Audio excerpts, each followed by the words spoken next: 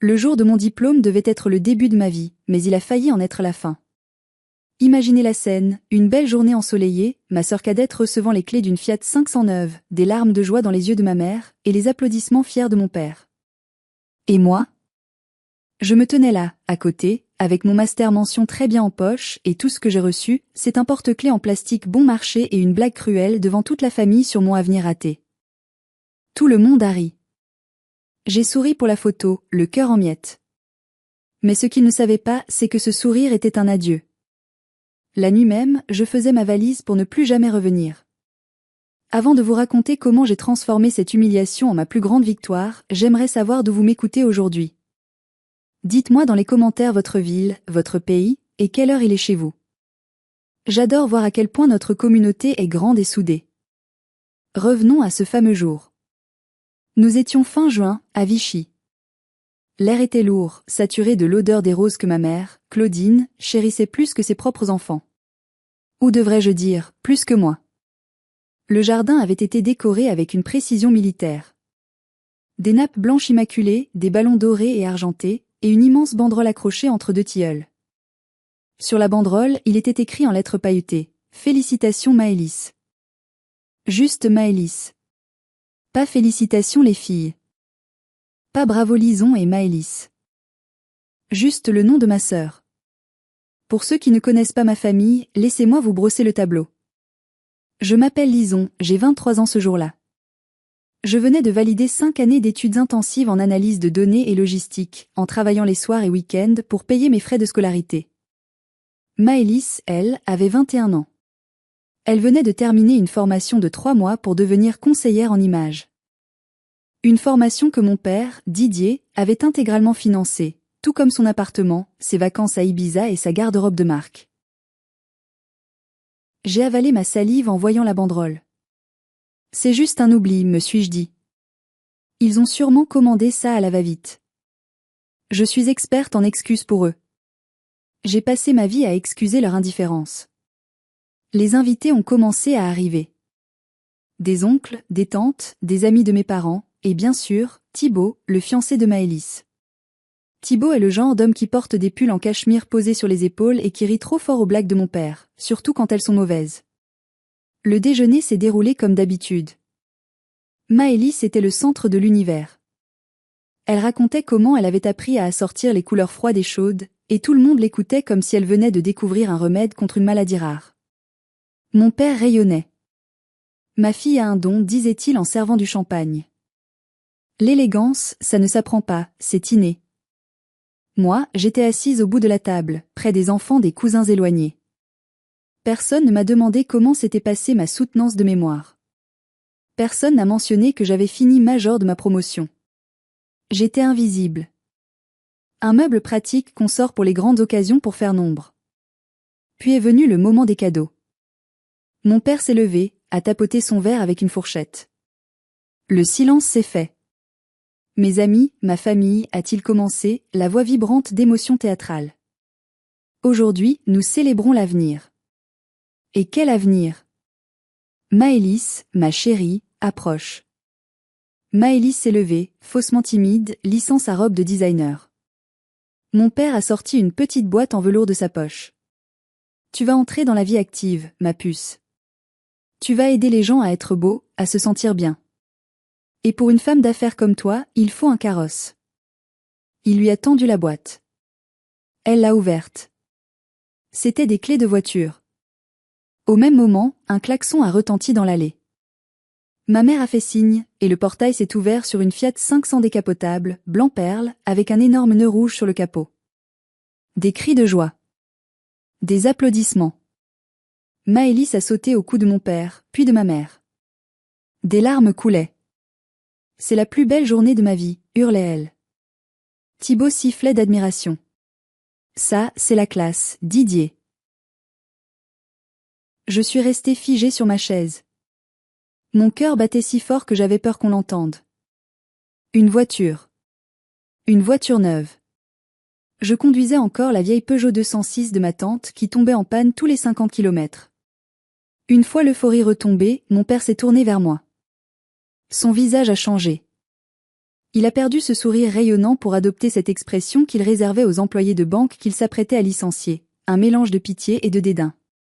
Ah, et Lison aussi a fini l'école, a-t-il dit, comme s'il annonçait qu'il allait pleuvoir. Il a fouillé dans la poche de sa veste et en a sorti un petit objet emballé dans du papier journal. Pas de boîte en velours. Du papier journal. Il me l'a lancé. Oui, lancé. J'ai dû l'attraper au vol pour qu'il ne tombe pas dans mon assiette de dessert. J'ai déballé l'objet. C'était un porte-clés en plastique. Une tour Eiffel miniature, le genre de babiole qu'on achète à 2 € dans les boutiques de souvenirs pour touristes à Paris. Je l'ai regardé, incrédule. J'ai levé les yeux vers mon père. C'est pourquoi, ai-je balbutié. Mon père a ri. Un rire gras, satisfait. C'est pour te rappeler ta place, Lison. Tu as fait tes grandes études, tes graphiques, tes chiffres. Mais soyons honnêtes. Tu n'as pas l'éclat de ta sœur. Ce porte-clés, c'est parce que tu seras toujours celle qui garde les clés de la boutique, pas celle qui la possède. Tu es faite pour être une employée, ma fille. Une bonne petite ouvrière. Ne laisse pas ce diplôme te monter à la tête. Dans la vraie vie, tu es juste banale. Le silence a duré une seconde, puis Thibaut a éclaté de rire. Bien envoyé, Didier. C'est vrai que Lison a un côté très secrétaire comptable. Et là, comme un signal, tout le monde a ri. Ma mère a ri en couvrant sa bouche. Maëlys a ri en secouant ses cheveux parfaits. Les oncles, les tantes. Ils riaient tous. J'ai senti quelque chose se briser en moi. Ce n'était pas seulement de la tristesse. C'était le son d'un lien qui se rompt définitivement. J'ai regardé le porte-clés dans ma main, puis le visage rougeau de mon père, fier de sa blague. J'ai souri. Un sourire mécanique, froid. Merci, papa, ai-je dit. C'est très instructif. Ils ont pris ça pour de la soumission. Ils ont repris leur champagne, retournant à leur adoration de la Fiat 500. Personne n'a vu mes mains trembler sous la table. Personne n'a vu que je ne respirais plus vraiment. Je savais, à cet instant précis, en regardant le reflet déformé de mon visage dans la cuillère à dessert, que je ne dormirais plus jamais sous ce toit en me sentant chez moi. La fête a duré jusqu'au soir. J'ai joué mon rôle jusqu'au bout. J'ai aidé à débarrasser, j'ai porté les cadeaux de Maëlys jusqu'à sa chambre, j'ai même félicité Thibaut pour sa promotion imaginaire. J'étais le fantôme qu'il voulait que je sois. Silencieuse. Serviable. Transparente. Vers 23 heures, la maison est enfin devenue silencieuse. Mes parents ronflaient déjà, épuisés par leur propre gloire. Maëlys était sortie tester sa voiture avec ses amis.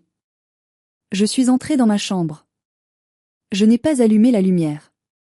Je connaissais chaque recoin de cette pièce où j'avais passé tant d'heures à étudier, espérant qu'une bonne note me vaudrait un bravo de mon père. Quelle perte de temps. J'ai tiré ma valise de sous le lit. Une vieille valise bleue dont une roulette était cassée, ce qui la faisait tanguer comme un navire-ivre. J'ai commencé à empiler mes affaires. Pas tout. Juste l'essentiel. Mon ordinateur portable, mes disques durs avec mes projets de code, quelques vêtements pratiques, mes économies cachées dans une vieille boîte à chaussures fruit de mes heures de babysitting et de mes étés à travailler au supermarché. Je n'ai pas laissé de lettres. Les lettres, c'est pour les gens qui espèrent être compris. Je savais que rien de ce que je pourrais écrire ne traverserait l'épaisse couche de narcissisme de mes parents. Une lettre aurait été lue à voix haute et moquée, comme mon diplôme, comme ma vie. À 2 heures du matin, j'ai descendu l'escalier sur la pointe des pieds. Chaque craquement du vieux parquet résonnait comme un coup de fusil dans ma poitrine. J'avais peur, une peur viscérale d'être arrêtée, d'être questionnée. Mais personne n'a bougé. J'ai ouvert la porte d'entrée. L'air frais de la nuit m'a frappé au visage. La Fiat 500 de Maëlys brillait sous le lampadaire, narguant mon départ. J'ai marché jusqu'à la gare, traînant ma valise bancale sur les pavés inégaux de Vichy. Le bruit des roulettes sur la pierre clac, clac, clac est un son que je n'oublierai jamais. C'était le rythme de ma liberté. J'ai pris le premier train pour Nantes. Pourquoi Nantes? Parce que c'était là que vivait tante Colette. La sœur aînée de ma mère. La brebis galeuse de la famille, selon eux. Celle qui n'avait jamais voulu se marier, qui vivait seule et disait ce qu'elle pensait. J'avais son adresse sur une vieille enveloppe de Noël. Le voyage a duré des heures. J'ai regardé les paysages défiler dans le noir, mon reflet dans la vitre me renvoyant l'image d'une fille épuisée, les yeux cernés, serrant ce stupide porte-clés Tour Eiffel dans sa poche comme un talisman de haine. Quand je suis arrivée chez Colette, il était 8 heures du matin. Elle a ouvert la porte en peignoir, une cigarette à la main.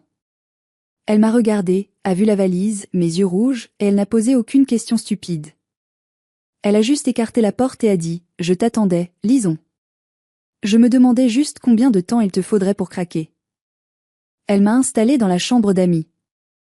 Elle m'a fait une soupe chaude. Pas de grands discours, pas de câlins étouffants. Juste une présence solide. Repose-toi. Ici, personne ne te jugera sur la marque de tes chaussures. Pendant 5 jours, j'ai éteint mon téléphone. J'ai dormi. J'ai pleuré, beaucoup. J'ai laissé sortir 23 années de frustration. Le 5e jour, je l'ai rallumé. Il a vibré pendant 10 minutes sans s'arrêter. Des appels manqués. Des messages. Le premier message était de mon père. « Tu es où ? On avait besoin de toi pour ranger le garage. » Le deuxième, de Maëlys. « T'es sérieuse ? Tu as pris mon chargeur iPhone ? Ramène-le. » Je ne l'avais pas pris. Puis, une série de messages de ma mère, de plus en plus hystériques. Lisons, réponds.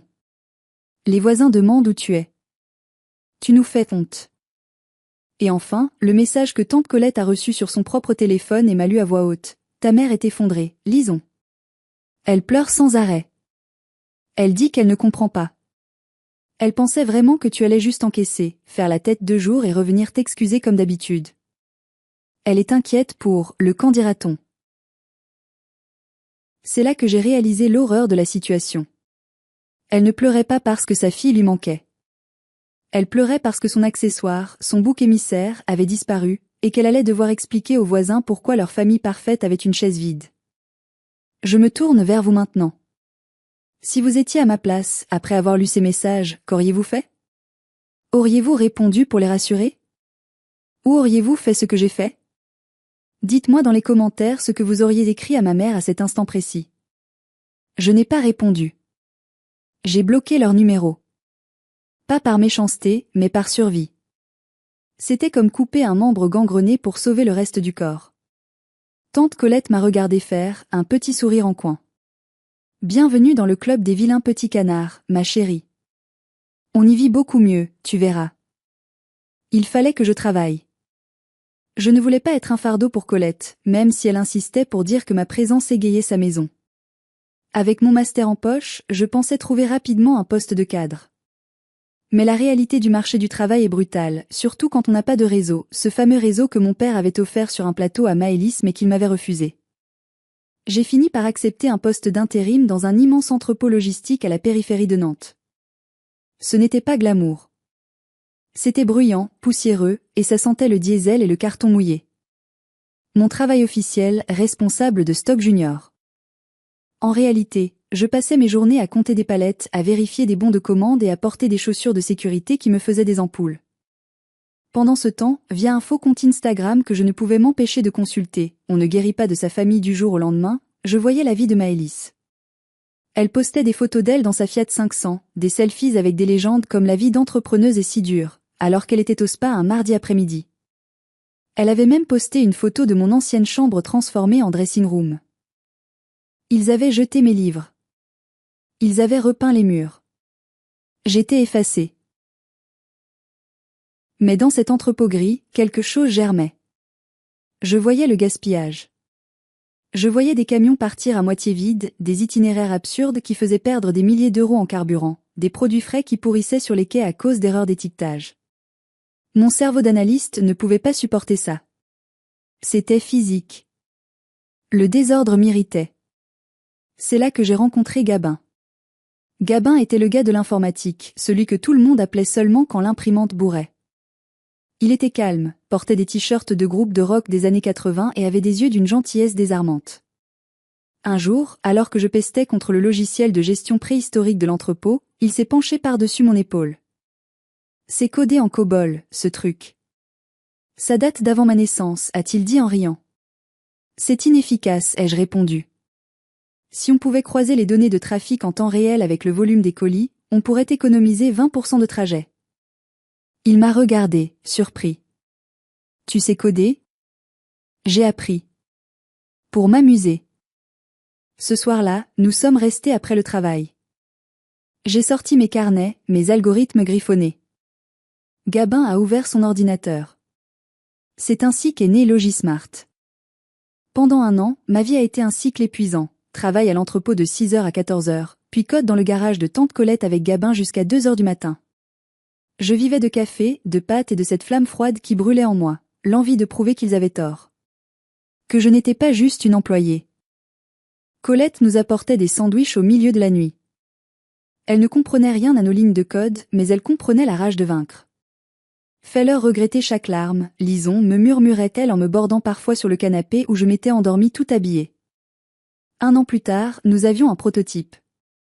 Nous l'avons testé en secret sur une petite section de l'entrepôt. Les résultats ont été immédiats, 15% d'économie en 2 semaines. Le directeur du site n'en revenait pas. Mais je ne voulais pas vendre ça à mon patron pour une prime de 500 €. Je voyais plus grand. Gabin et moi avons décidé de monter notre propre structure. Nous avons pris des risques, contracté un prêt que Colette a cautionné avec sa propre maison, un geste qui me donne encore envie de pleurer aujourd'hui. Et pendant que je bâtissais mon empire brique par brique, dans l'ombre et la sueur, ma famille a refait surface. Un mail de ma mère. Le titre, Urge, famille.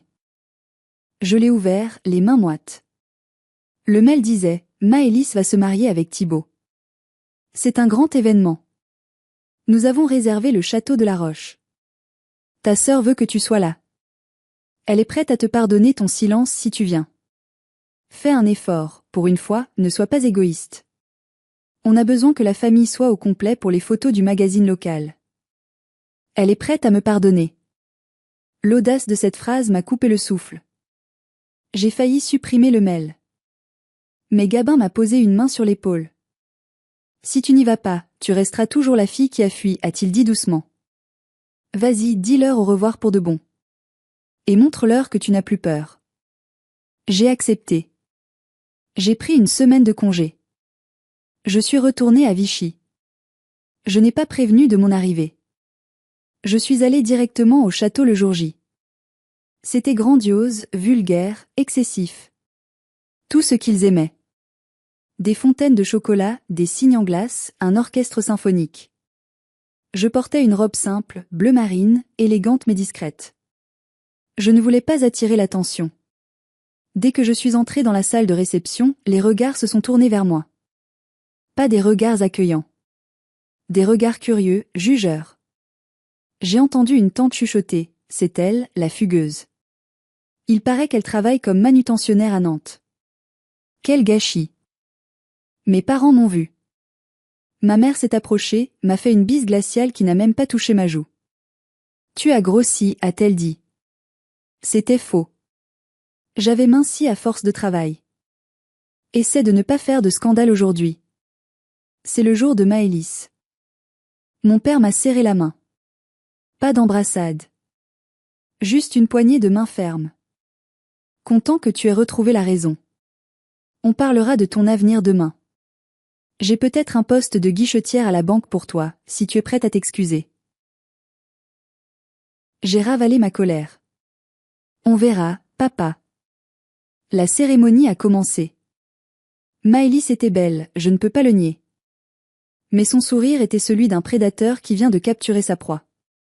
Thibaut avait l'air satisfait de lui-même. Le dîner a suivi. J'étais placée à la table des célibataires et des pièces rapportées, près des toilettes.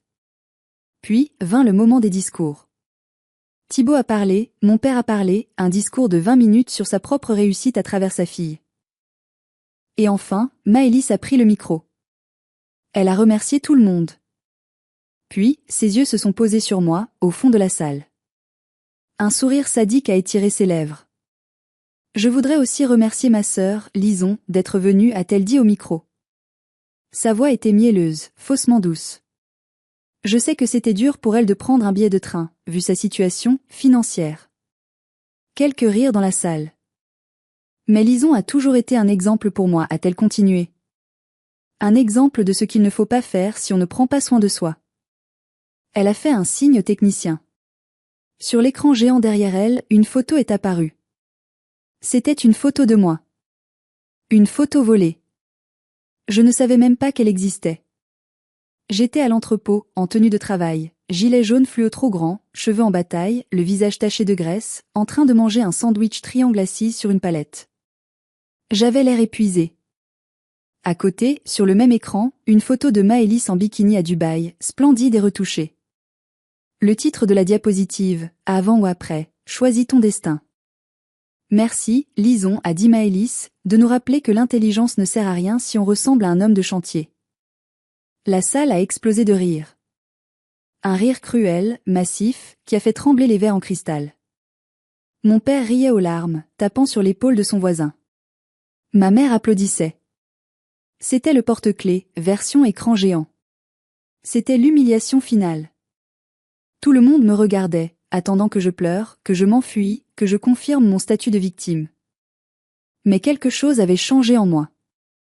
La Lison de la remise des diplômes aurait pleuré. La Lison chef d'entreprise, celle qui gérait des crises logistiques et négociait avec des investisseurs, ne pleurait pas. Je me suis levée lentement. J'ai pris mon verre de vin rouge, un grand cru que mon père avait payé une fortune. J'ai marché calmement vers la table d'honneur. Le silence s'est fait progressivement. Il pensait que j'allais porter un toast. Je suis arrivée devant mes parents. J'ai regardé mon père dans les yeux. Puis ma mère. Puis Maëlys. J'ai souri. Un vrai sourire cette fois.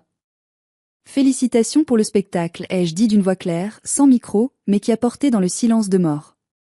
La place de spectacle était un peu chère, mais la leçon est inestimable. Et, avec une lenteur délibérée, j'ai versé le contenu entier de mon verre de vin rouge sur la traîne blanche immaculée de la robe de mariée de Maëlys qui dépassait de sous la table. Le liquide sombre s'est étendu comme une tache de sang sur la neige. Maëlys a hurlé. Un cri strident, animal. Oups, ai-je dit. Je suis tellement maladroite. C'est mon côté ouvrière, sans doute. J'ai posé le verre vide sur la table. Et je suis partie. J'ai traversé la salle la tête haute, sous les regards horrifiés de 200 personnes. Je n'ai pas couru. J'ai marché. En sortant du château, j'ai bloqué leur numéro pour la 2e fois. Mais cette fois, je savais que c'était pour toujours. Le retour à Nantes a été une libération. J'avais coupé les derniers fils. J'avais taché la robe, mais j'avais lavé mon âme. Je me suis plongée dans le travail avec une férocité nouvelle. La colère est un carburant incroyable quand on sait la raffiner. Logismart a décollé. 6 mois après le mariage, nous avons signé notre premier gros contrat avec une chaîne de supermarchés nationale. Gabin et moi avons dû embaucher. De 2 personnes dans un garage, nous sommes passés à 10, puis 20 employés dans des bureaux modernes au centre de Nantes. Je suis devenue une femme d'affaires. Une vraie. Pas une qui poste des photos de latte macchiato sur Instagram, mais une qui prend des décisions stratégiques, qui gère des budgets de plusieurs millions d'euros. Mais le succès attire les vautours. Et ma sœur était un vautour avec une connexion Wi-Fi. 1 an après le mariage au vin rouge, alors que nous étions en pleine négociation pour une levée de fonds majeure avec un fonds d'investissement parisien, une bombe a éclaté. Thibaut, le mari de Maëlys, avait lancé une entreprise de conseil en innovation qui ne marchait pas jaloux de voir, via les réseaux professionnels, que ma société montait, ils ont décidé de frapper. Maëlys, forte de ses 50 000 abonnés sur Instagram, achetés pour la moitié, a commencé une campagne de diffamation. Elle a posté des storytime en pleurant, sans larmes. Ma sœur, cette psychopathe qui a ruiné mon mariage, a volé l'idée de son entreprise à mon mari Thibaut. Elle a profité d'un dîner de famille pour copier ses notes. C'est une voleuse, une menteuse, et elle maltraite ses parents âgés. La vidéo est devenue virale dans notre région. Les gens adorent les drames. Mon investisseur parisien m'a appelé, froid. Lison, nous faisons une due diligence. Ces rumeurs de vol de propriété intellectuelle, c'est sérieux. Si c'est vrai, on se retire. J'ai senti le sol se dérober. Tout ce que j'avais construit, tout ce pourquoi j'avais saigné, risquait de s'effondrer à cause d'un mensonge d'une influenceuse ratée. Gabin était furieux. On doit répondre. On doit faire une vidéo pour démentir. Non, ai-je dit. On ne se bat pas avec des cochons dans la boue. On se salit et le cochon aime ça. On va faire ça autrement. J'ai appelé tante Colette. J'ai besoin de preuves. Colette a fouillé dans les vieux cartons que j'avais laissés chez mes parents avant de fuir, et qu'elle avait récupérés en secret lors d'une visite. Elle a trouvé mes carnets de notes datant de l'université, bien avant que Thibaut ne sache même ce qu'était un algorithme. Elle a aussi trouvé des emails que j'avais envoyés à moi-même pour horodater mes idées. J'ai engagé le meilleur avocat de Nantes spécialisé en droit numérique. Nous n'avons pas répondu sur Instagram. Nous avons déposé une plainte officielle pour diffamation publique, atteinte à la réputation commerciale et harcèlement. Nous avons réclamé 150 000 € de dommages et intérêts. Quand l'huissier a sonné à la porte de la villa, louée, de Maëlys et Thibaut, ils ont cru à une blague. Mais quand ils ont reçu la convocation au tribunal, les rires ont cessé. Maëlys m'a envoyé un message via un autre numéro. « T'es malade ? On est la famille. Tu vas nous mettre sur la paille. Retire ta plainte. » J'ai fait une capture d'écran. Et je l'ai envoyée à mon avocat. Ils ont dû publier des excuses publiques. Ils ont dû admettre qu'ils avaient menti. Thibaut a dû avouer qu'il ne savait même pas coder une ligne de HTML. L'investisseur a vu la décision de justice. Il a été impressionné par ma gestion de crise froide et chirurgicale. Nous avons signé le deal. Logismart était sauvé. Et ma famille avait appris une leçon. L'employé avait maintenant les moyens de se payer de très bons avocats. 2 ans ont passé. Le silence radio était total, imposé par mes soins. Ma carrière avait explosé. J'étais régulièrement citée dans les magazines économiques comme l'une des 30 femmes de moins de 30 ans qui changent l'industrie française. Mais au fond de moi, il restait une petite pierre noire. Le besoin de clôturer l'histoire. Pas par un procès, mais par la vérité. L'occasion s'est présentée sous la forme d'une invitation prestigieuse. Le sommet économique de Lyon m'a invité à être la keynote speaker, l'oratrice principale, sur le thème de la résilience féminine. C'était un événement énorme, retransmis en direct, avec 2000 personnes dans la salle. J'ai regardé l'invitation et j'ai eu une idée. Une idée dangereuse, peut-être mesquine, mais nécessaire. En tant qu'oratrice principale, j'avais droit à une loge VIP pour mes invités. J'ai fait imprimer 4 invitations sur du papier cartonné épais, doré à chaud, avec le logo de l'événement et la mention invité d'honneur, loge présidentielle. Je les ai envoyées par coursier à Vichy. Une pour mes parents. Une pour Maëlys et Thibaut. J'ai joint une note manuscrite, écrite avec mon plus beau stylo plume. Papa, maman, Maëlys, Thibaut. On m'a souvent dit que je n'étais qu'une employée. Aujourd'hui, je dirige. J'aimerais que vous veniez voir ce que l'avenir raté a construit. Je ne vous demande pas d'excuses. Je vous demande juste d'être témoin.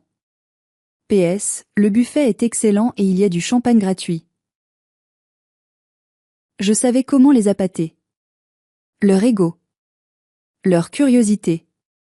Et surtout, l'idée d'être en loge présidentielle, d'être traités comme des VIP, c'était irrésistible pour eux. Ils penseraient que je voulais me réconcilier, que je voulais les impressionner pour qu'ils m'aiment enfin. Ils penseraient que j'avais besoin de leur validation. Ils se trompaient.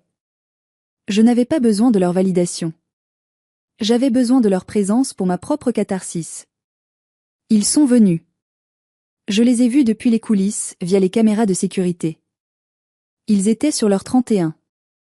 Mon père portait son costume des grands jours, ma mère avait sorti ses perles. Maëlys portait une robe de cocktail trop voyante pour une conférence d'affaires, et Thibaut regardait autour de lui avec un air suffisant, comme s'il allait acheter le bâtiment. L'organisateur est venu me voir. Lison, tout va bien ? Tu es pâle. J'ai lissé ma veste de tailleur blanche, un choix délibéré, symbole de lumière et de vérité. Je vais très bien, ai-je répondu. Je suis juste prête. Gabin était au premier rang, me faisant un pouce levé. Tante Colette était à côté de lui, les yeux brillants. C'était eux, ma vraie famille. Les lumières se sont éteintes. La musique d'intro a retenti. Mesdames et messieurs, veuillez accueillir la PDG de Logismart, Lison. Je suis entrée sur scène. Les projecteurs m'ont aveuglé un instant, puis j'ai distingué la masse sombre du public. Et au centre, en hauteur, éclairée doucement, la loge VIP. Je voyais leur visage. Ils souriaient. Mon père a même fait un petit signe de la main, comme s'il était la reine d'Angleterre. Il s'appropriait déjà mon succès. Je pouvais presque l'entendre dire à son voisin, « C'est ma fille, je lui ai tout appris. » J'ai pris le micro. J'ai pris une grande inspiration. Et j'ai commencé le discours qui allait changer ma vie. Bonsoir à tous, ai-je commencé. Ma voix était stable, amplifiée par le système sonore de pointe. On me demande souvent quel est le secret de ma réussite. Comment, à 26 ans, j'ai bâti une entreprise logistique qui pèse plusieurs millions d'euros en partant de rien. J'ai fait une pause. J'ai regardé vers la loge VIP. La réponse classique serait, le travail acharné, la vision, une bonne équipe. Et c'est vrai. Mais ce n'est pas toute la vérité. J'ai sorti de ma poche le petit porte-clés Tour Eiffel en plastique. Il était rayé, vieux, moche. Je l'ai levé sous la lumière du projecteur. Ce soir, je veux vous parler du pouvoir du non. Du pouvoir d'être sous-estimé.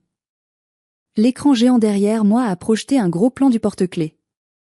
Le jour de mon diplôme de master, alors que j'avais travaillé 5 ans pour payer mes études, la personne qui aurait dû être la plus fière de moi m'a offert ceci.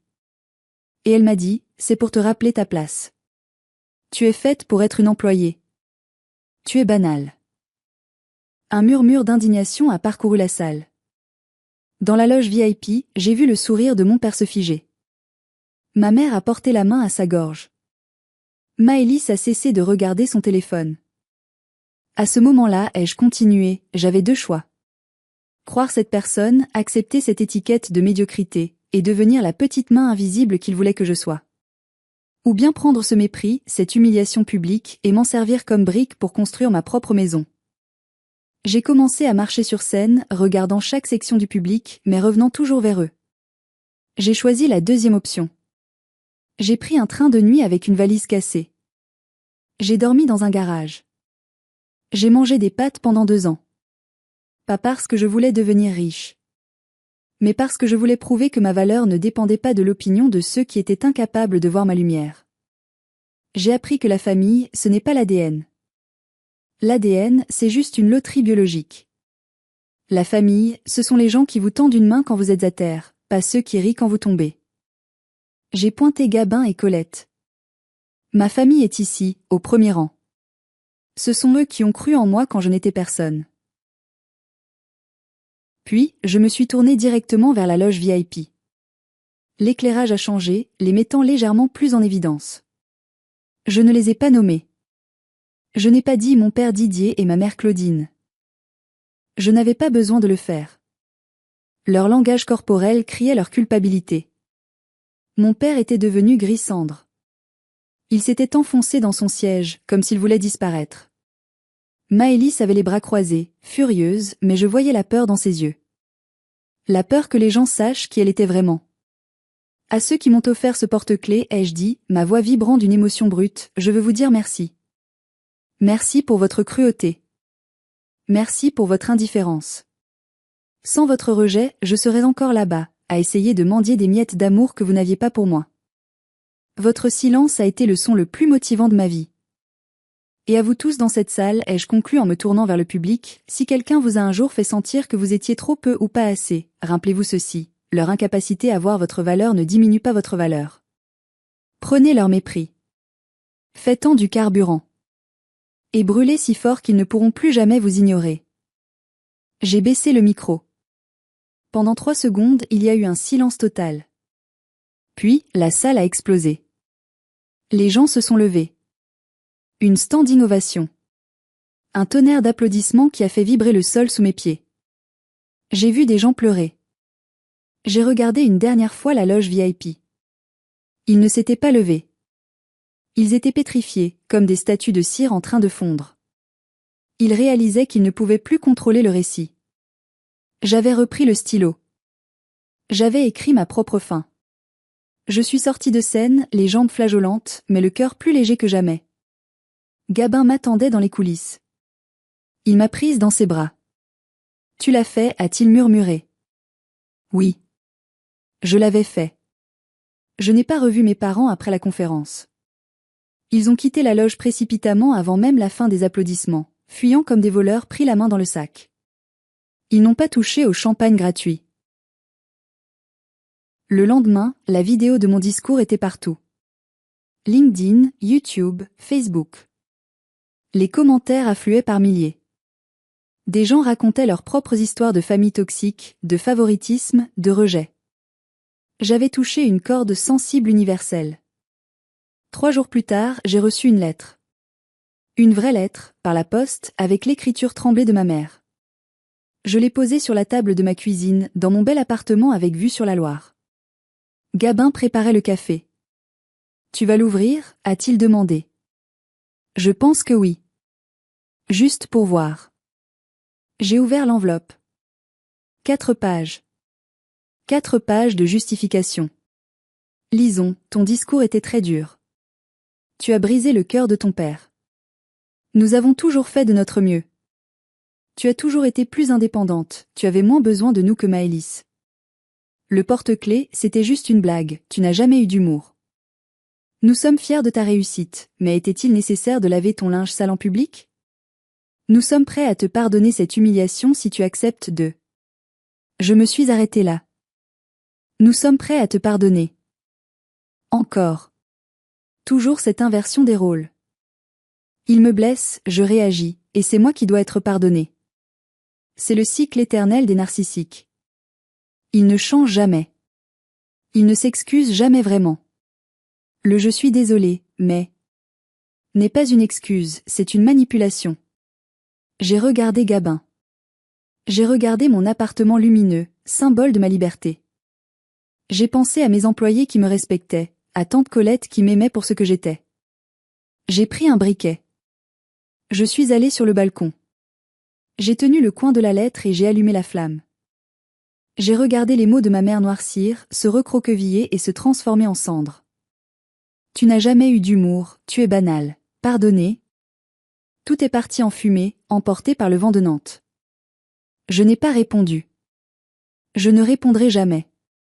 Mon père a essayé de m'ajouter sur LinkedIn quelques mois plus tard, mettant en avant son lien de parenté avec moi pour booster son propre profil. Je l'ai bloqué. Maëlys a divorcé de Thibaut 1 an plus tard. Il paraît qu'elle essaie de devenir coach de vie maintenant. Je lui souhaite bien du courage. Moi, je continue d'avancer. J'ai gardé le porte-clés Tour Eiffel. Il est encadré dans mon bureau, non pas comme un souvenir de douleur, mais comme un trophée. C'est le symbole du moment où j'ai cessé d'être une fille qui attendait d'être aimée, pour devenir une femme qui s'aime elle-même. C'est la fin de mon histoire, mais peut-être le début de la vôtre. Parfois, le chemin vers le bonheur exige de laisser des gens derrière soi, même s'ils partagent votre sang. Ce n'est pas de l'égoïsme, c'est de l'autopréservation. Merci de m'avoir écouté. Si cette histoire vous a touché, si vous aussi vous avez dû vous battre pour votre place, mettez un j'aime et abonnez-vous à la chaîne. Et surtout, partagez votre expérience dans les commentaires. Avez-vous déjà dû couper les ponts pour vous sauver ? Votre témoignage peut aider quelqu'un d'autre à se sentir moins seul. Prenez soin de vous, et à la prochaine histoire.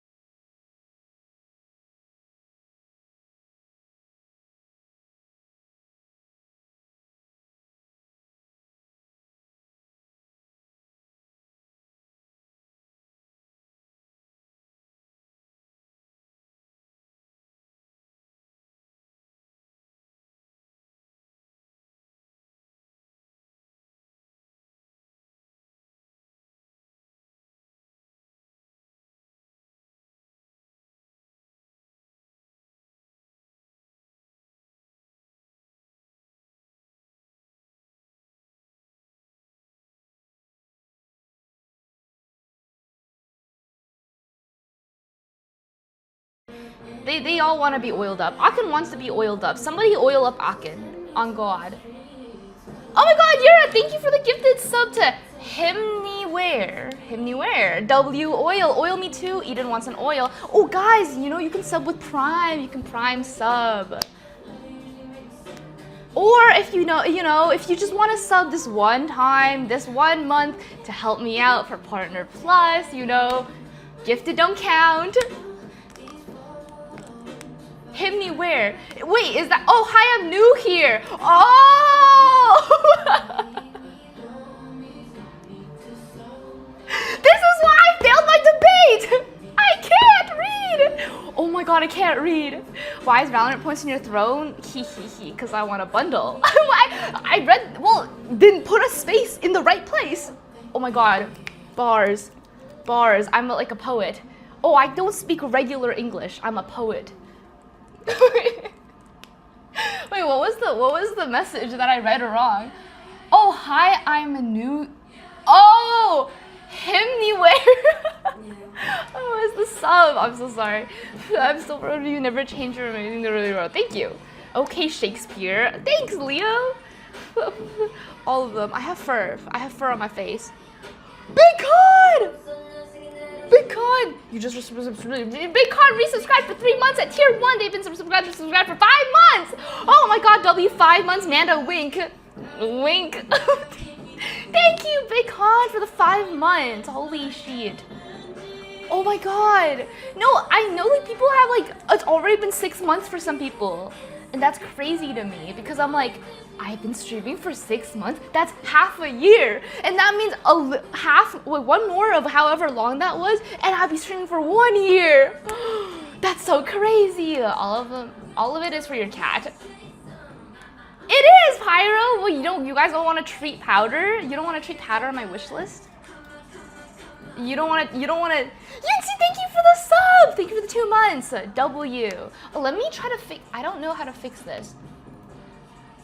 It's showing up on stream alerts, so maybe I just have to do it here. Maybe I can turn up the volume on my computer, so then the alerts will play. It'll play on Stream Elements, Thank you for the thing.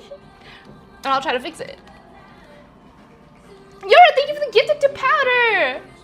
Holy shit, hold up. Let me turn this up. Bro is Unk. Me? Hey, it's only 6 years. That's not even Unk. Lock in. It's not even Unk. Thank you for the follow, Rick. I love Powder. Yes, exactly. That's why you guys should feed her, give her clean water, give her a toy on Throne. Hold up. Open volume mixer. I need to turn up Google. Okay, cool. Will be I swear you set this somewhere else. What? Really? Link. It's in my about. Shit. Fuck. Any mods here? There's no mods. Mods? Mods? You want to make a Throne link? Ah, GG's. Lol. Oh my God, modless. Mods? No mods today. Oh, have fun walking your corgi. Okay, wait, I think I turned it up. Mod Big Con, bro. Big Con is VIP. Oh my God. W Big Con for all the emotes. Oh, laugh. You want to make it a exclamation point throne, exclamation point throne command for my Throne link? Thank you. He already doing unpaid labor. But I can't make him more. VIP is all of the status and none of the responsibility. Isn't it better? Isn't it better to be VIP? W mod. Thanks. Thank you. Okay. Wait, I'm already hungry. My plan today was I had no plan, but I was like, should I clean my apartment because I'm literally moving like next week? And then I was like, or should I wait for next week to clean my apartment and pack up and actually get boxes? So then maybe I should paint more today. But then I was like, that's kind of boring, like painting 2 times in a row. That's a little lame. I don't even know. What's your favorite muffin? Blueberry muffins, but I don't really like muffins like that. Snack time. Oh my gosh, should we just sit here and snack instead? We should just sit here and snack instead, you're right. Did you set up the throne for the new home? I low-key did. I have some items in there for my new stream setup. When I go over there. Are you from Quebec? Looks like it. Soliver QC. I'm gonna try to fix this overlay thing real quick. W command, thank you, Laugh. I'm gonna fix this alert thing and see if it works. I'm just gonna try to like recopy and paste the link because it's working on Stream Elements, but it's not working elsewhere. That's kind of fucked. And I'm gonna need it if I go out because and I was thinking,